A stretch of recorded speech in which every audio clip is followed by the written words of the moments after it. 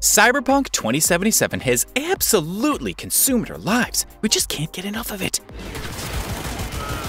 There are tons of side missions to pursue, and the open world is huge. Just can't help but get lost in it. However, because it's so big, the game can get overwhelming, and it doesn't do a great job of explaining some crucial details that can get overlooked. Plus, the city's so big, there are bound to be some secrets. Luckily, we've got you covered, as we're gonna break down 8 things you didn't know about Cyberpunk 2077.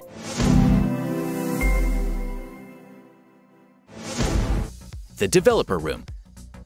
Alright, let's start off with one of the biggest secrets from Cyberpunk that you didn't know. Night City is huge, and we mean huge, to the point where there are doors that lead to secret rooms littered throughout the city. One such room is the developer room, tucked inside the Kabubi Market. There you'll find a garage door, and no matter how high your hacking skills are, you won't be able to get in. You'll actually be needing a code, and once you enter the right one, you'll be able to go inside the room,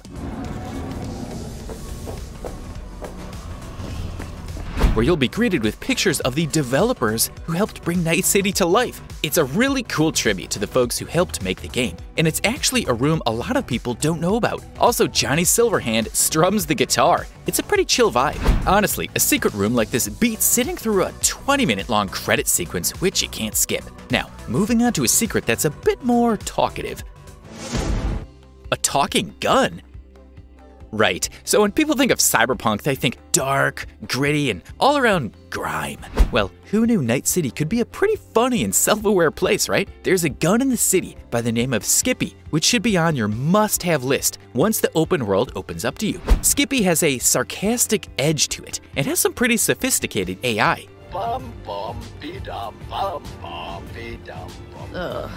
Skippy may come off as a novelty weapon at first, but it's pretty powerful, especially if you're in the early hours of the game. Skippy's AI is so advanced that it even comes with 2 modes: puppy-loving pacifist and stone-cold killer. The first being that he'll shoot at enemies' legs, and the other, well, headshots galore. Eventually, when you get up to 50 kills, he'll troll you and switch over to the other mode. Plus, when you're shooting, he'll keep you company by singing or saying some cheesy lines. All in all, definitely worth having. Now, if a talking gun isn't your style, maybe going onto rooftops is.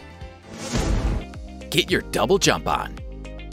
So Cyberpunk 2077 isn't technically a parkour game like Dying Light or Mirror's Edge, but honestly, the mechanics are literally there to make it one. If you get the double jump cyberware, you can honestly end up climbing up tons of buildings. Like seriously, the opportunities for traversal just crazily open it up. It's like you get to explore a whole different side of Night City.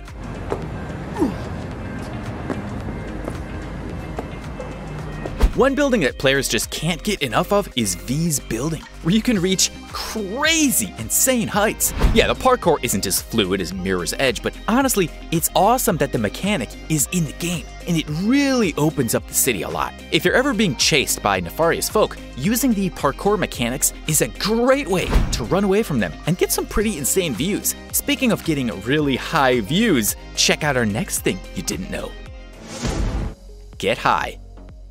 If you want a more scenic and relaxing view of the city without having to climb all the way up a seedy building, you can. How? Well, just get on top of a flying car. Yeah, it's a shame you can't actually fly one yourself, but you can hop on top of a flying car and get a pretty insane view of the city, all without lifting a thumb. You're going to need the double jump implants we told you about in the last entry. There's a bit of legwork to get up that high, but trust us, it's worth it. You're going to need a giant truck, which you'll take over to the docks where the flying car platforms are. After one lands, we'll just time your jump to get on the car, and you'll be on your way to some of the city's most insane buildings, all hundreds of feet up in the air. We're really hoping that an upcoming expansion allows us to drive flying cars, because it seems like the mechanics are already built in place. Side note, you can also jump on top of trains and get a more humble view of the city. Plus, getting on top of trains is way easier, though not as rewarding as flying.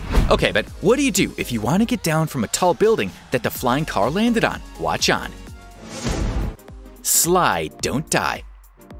Alright, so let's say you paid attention to our advice and actually ended up on a rooftop. How do you get down? Unfortunately, there aren't any stairs or elevators you can take, and it may look like your only way down is to, well, jump and see what happens. Luckily, we've got a slick tip for you. When you want to jump down from a huge height, you're going to want to press the slide button. Instead of plummeting down and falling to your doom, we'll just slide off the building and land without a scratch. Sure, it isn't realistic in the slightest,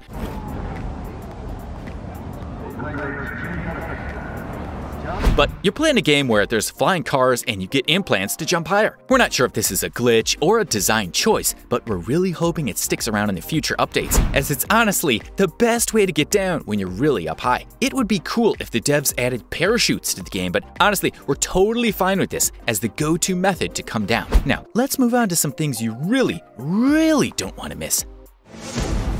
Side jobs are a priority.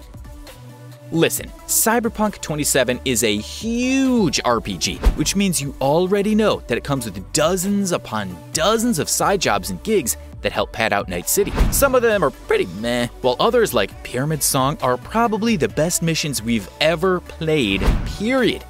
So, this particular mission don't require you to have no gun.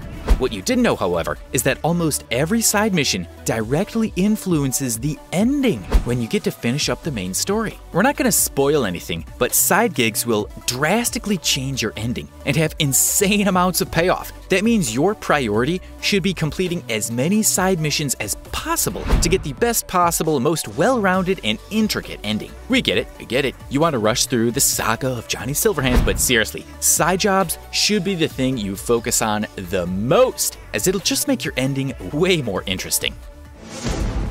Skipped romances. Alright, this one's similar to the last one, in case you needed further reason to not rush through the main storyline. We'll be light on spoilers, so you can miss out on romance options if you decide to just marathon yourself through the main story. Pretty much, if you want to romance someone in the game, including everyone's favorite Panam, you'll have to be slow and delicate with the game. Characters you meet in the main story will give you a call to do side missions, and from there you can go ahead and romance Panam. I mean, whoever you want, but let's be honest, you're going after Panam. Romances will also affect your ending as well, so you should definitely take your time when playing through the game. Like we said, this is a game you don't want to rush through. Stick to driving. In keeping with the theme of not missing out on content, we're going to let you know that it's best to stick to driving and throw fast traveling down the drain. We get it, the driving in Cyberpunk isn't the best, but not only does driving show off just how great the game looks, but it also allows you to keep in touch with your contacts. The game has a huge emphasis on having phone calls with your contacts.